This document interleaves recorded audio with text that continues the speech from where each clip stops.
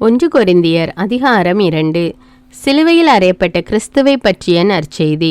சகோதர சகோதரிகளே, கடவுளை பற்றிய மறைபொருளை அறிவிக்க நான் உங்களிடம் வந்தபோது மிகுந்த சொல்வன்மையுடனோ ஞானத்துடனோ வரவில்லை.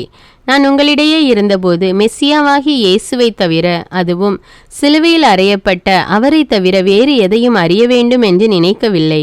நான் உங்கள் நடுவில் வலுவற்றவனாய் மிகுந்த அச்சத்தோடும் நடுக்கத்தோடும் இருந்தேன். நான் பறைசாற்றிய செய்தி ஞானத்தின் கவர்ச்சியான சொற்களில் அமையவில்லை, ஆனால் அது தூய ஆவியின் வல்லமையை எடுத்து காட்டுவதாக அமைந்தது. உங்கள் நம்பிக்கைக்கு அடிப்படை மனித ஞானம் அல்ல, கடவுளின் வல்லமையே, தூய ஆவியும் வெளிப்பாடும். எனினும் முதிர்ச்சி பெற்றவர்களோடு நாங்கள் ஞானத்தை பற்றி பேசுகிறோம். ஆனால் இது உலக ஞானம் அல்ல, உலக தலைவர்களின் ஞானமும் அல்ல. அவர்கள் அழிவுக்குரியவர்கள். வெளிப்படுத்தப்படாமல் மறைபொருளாயிருக்கும் இறைஞானத்தை பற்றியே நாங்கள் பேசுகிறோம்.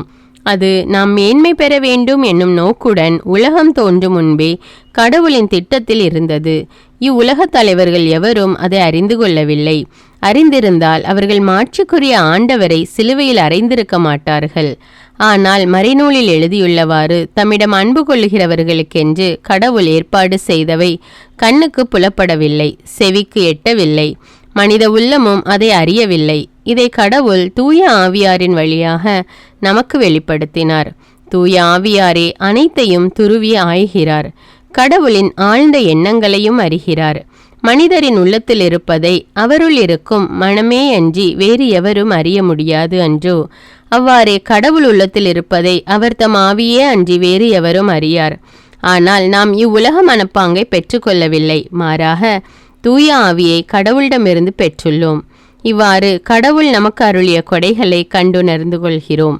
ஆவிக்குரியவர்களுக்கு ஆவிக்குரியவற்றை பற்றி விளக்கி கூறும்போது நாங்கள் மனித ஞானத்தால் கற்றுக்கொண்ட சொற்களை பேசுவதில்லை, மாறாக தூய ஆவியார் கற்றுத்தரும் சொற்களையே பேசுகிறோம்.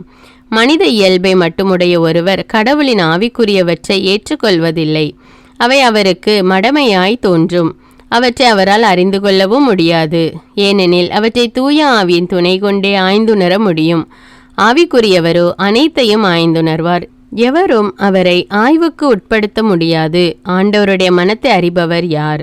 அவருக்கு அறிவுரை கூறுபவர் யார்? நாமோ கிறிஸ்துவின் மனத்தை கொண்டுள்ளோம்.